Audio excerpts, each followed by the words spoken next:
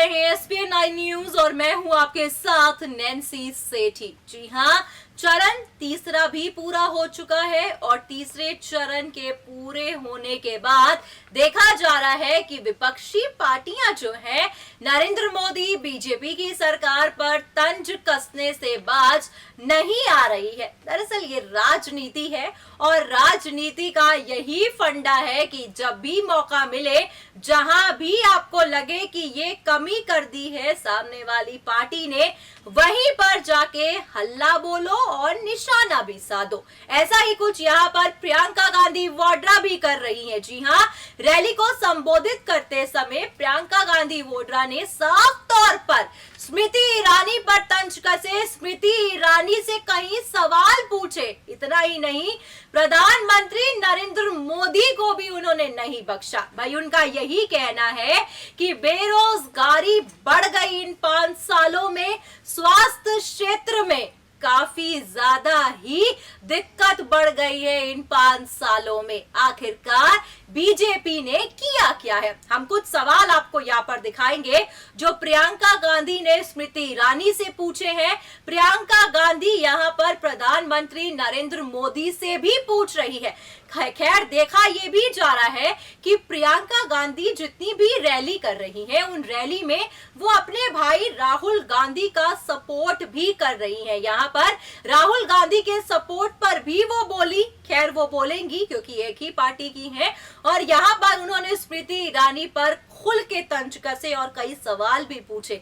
वाकई ही जनता इन सवालों को सुन के एक बारी यही सोचेगी कि सही में प्रियंका गांधी जो सवाल उठा रही हैं वो बनते तो हैं उठाने, क्योंकि 5 सालों में ना तो हर किसी को नौकरी मिली और ना ही स्वास्थ्य के क्षेत्र में कोई बड़ा विकास हुआ। अब वो कौन से सवाल हैं जो प्रियंका गांधी ने स्मृति ईरानी से पूछे हैं, देखिए आप हमारी इस खास रिपोर्ट में। चुनावों की गर्मा गर्मी कुछ इस कदर बढ़ चुकी है कि हर एक नेता अपनी जनसभा को संबोधित करते टाइम वार करने से पीछे नहीं हट रहा, चाहे बात करें नरेंद्र मोदी की या फिर प्रियंका गांधी की। अब ऐसे में हाल ही में कांग्रेस महासचिव प्रियंका गांधी वाड्रा ने सोमवार को अमेठी लोकसभा सीट से भाजपा उम्मीदवार स्मृति ईरानी ने कांग्रेस अध्यक्ष राहुल गांधी को नीचे दिखाने के लिए यहां पर लोगों को जूते बांटकर अमेठी का अपमान किया। यहाँ पर उन्होंने ये बात कही। प्रियंका ने फुर्सतगंज चौराहे पर आयोजित नुक्कड़ सभा में कहा कि स्मृति जनता से झूठ कह रही है, राहुल अमेठी नहीं आते। यहाँ के लोगों को सारी सच्चाई पता है। जनता ये भी जानती है कि किसके दिल में अमेठी है और किसके दिल में नहीं। चुनाव में बहुत से बाहरी लोग आ गए। उन्होंने कहा कि स्मृति ईरानी ने लोगों को जूते बांटे ये कहने के लिए कि अमेठी के लोगों के पास जूते भी नहीं है पहनने के लिए। वो सोच रही हैं कि ऐसा करके वो राहुल जी का अपमान कर रही हैं। सच तो ये है कि अमेठी का अपमान कर रही हैं वो। अमेठी और रायबरेली की जनता ने कभी भी किसी से भीख नहीं मांगी। यहाँ पर साफ तौर पर देखा गया कि प्रियंका गांधी वाड्रा जिस तरह से यहाँ पर स्मृति की बातों को घुमाती देखी गई, स्मृति पर ही तंज कसती देखी गई। यहाँ पर प्रियंका गांधी ने कहा कि आप इनको सिखाइए कि अमेठी और रायबरेली के लोग अपना सम्मान करते हैं, किसी के सामने भीख नहीं मांगते। भीख मांगना है तो वो लोग खुद आपस वोट भीख मांगे। स्मृति ने हाल ही में अमेठी के गौरीगंज क्षेत्र में एक जनसभा के कथित तौर पर कहा था कि बोरौली गांव के प्रधान जब उनसे मिलने के लिए दिल्ली गए थे तो उनके पैरों में ठीक से चप्पल भी नहीं थी। तब मैंने उनकी व्यवस्था करवाई थी और गांव के विकास के लिए 16 करोड़ रुपए दिलवाए। कांग्रेस महासचिव प्रियंका गांधी यहां पर उनके इसी जवाब को देती हुई कहती हैं कि अमेठी ने फूड पार्क बनाने से क्षेत्र में 5 लाख किसानों को फायदा हो सकता था। फूड पार्क रुकवाया क्यों? स्मृति भला चाहती हैं तो अमेठी में फूड पार्क खोलेंगी या फिर जूते बांटेंगी। उन्होंने कहा कि आपने पुश्तों से देखा है कि पूर्व प्रधानमंत्री राजीव गांधी अमेठी के गांव-गांव में जाते थे।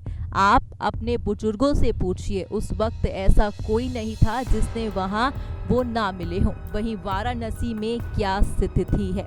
प्रधानमंत्री नरेंद्र मोदी अपने ही संसदीय क्षेत्र में एक भी गांव में हाल लेने नहीं गए। दरअसल प्रियंका गांधी वाड्रा यहाँ पर स्मृति ईरानी पर तंज तो कसती दिखी ही। यहाँ पर उन्होंने प्रधानमंत्री नरेंद्र मोदी को भी अपने खेमे में ले लिया। ऐसे में यहाँ पर प्रियंका ने कहा है कि आज छोटे छोटे तमाम उद्योग बंद हो गए। चौराहे पर मिलने वाला एक भी नौजवान ये नहीं कहता कि इन 5 सालों में मुझे रोजगार मिला। इस सरकार के राज में 50 लाख रोजगार घटे हैं। यही लोगों ने ये रोजगार घटाए जो हर साल 2 करोड़ रोजगार देने का वादा करके सत्ता में आए थे। प्रियंका यहाँ पर ये भी कहती देखी गई, मैं कहना चाहती हूँ कि इस चुनाव में कांग्रेस को भारी बहुमत से जिताएं। भाजपा के लोग अमेठी में नहीं बल्कि पूरे देश के साथ विश्वासघात कर रहे हैं। आप सभी कार्यकर्ताओं हर घर जाकर एक एक व्यक्ति से मिलिए तो सही। यहाँ पर प्रियंका गांधी वाड्रा को साफ तौर पर बीजेपी पर जिस तरह से तंज कसते देखा गया, स्मृति ईरानी को लेकर, प्रधानमंत्री नरेंद्र मोदी को लेकर, और अब बीते 5 सालों में बीजेपी सरकार ने जो वादे किए, जिस तरह से नौकरियों के वादे किए गए थे, स्वास्थ्य क्षेत्र में वादे किए गए थे, यहाँ पर साफ तौर पर देखा गया कि ना तो स्वास्थ्य में सुधार आया और ना ही नौजवानों को नौकरी मिली। यही बातें यहाँ पर प्रियंका गांधी भी कहती देखी गई और यहाँ पर वो खुले मंच पर कह रही हैं कि आप कांग्रेस को बहुमत से जीत हासिल करवाएं। अब ऐसे में यही देखना होगा, जिस तरह से यहाँ पर प्रियंका गांधी स्मृति ईरानी पर तंज कस रही हैं, नरेंद्र मोदी के लिए बोल रही हैं, तो क्या सच में इस सीट से प्रियंका गांधी की जीत होगी? क्या सच में इस बार देश की जनता कांग्रेस को मौका देगी?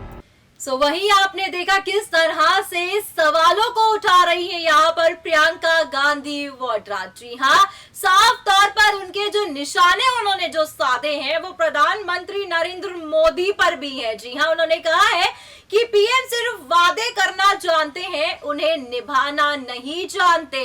पीएम ने कहा था कि जितनी बेरोजगारी है उन बेरोजगारों को हम नौकरी देंगे। कहती गली गली जाती हूँ और जाके जब नौजवानों से पूछती हूँ कि आपको नौकरी मिली है, तब उनका जवाब ना ही होता है। इतना ही नहीं, उन्होंने वाराणसी में भी यहाँ पर तंज कसा है प्रधानमंत्री नरेंद्र मोदी को कि वाराणसी के कई ऐसे गांव हैं जहां पर आज तक नरेंद्र मोदी गए ही नहीं और उनको पता ही नहीं है कि गांव के लोगों को कौन सी दिक्कत हो रही है। यहाँ पर साफ तौर पर देखा गया है कि ये जो झटके दे रही है प्रियंका गांधी, ये कहीं उल्टी ही ना पड़ जाए। जी हाँ, कहीं सच में ये झटके प्रधानमंत्री नरेंद्र मोदी और बीजेपी सरकार को भारी ना पड़े, क्योंकि फैसला आप सभी को ही करना है। जो सवाल उठाए जा रहे हैं, अगर आपके भी मन में यही सवाल है तो कहीं ना कहीं ये कहना भी गलत नहीं होगा कि इस बार सरकार जो है वो पूरे तरीके से